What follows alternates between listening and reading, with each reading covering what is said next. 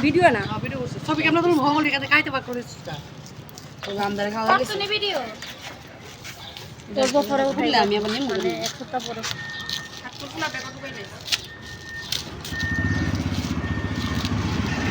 আবু ব্যাগে ঢুকাইলে বা কখন তুই তো মানুষে তুলে খোলানোর সময় ভিডিও করে খোলার সময় তো ভিডিও করে ওই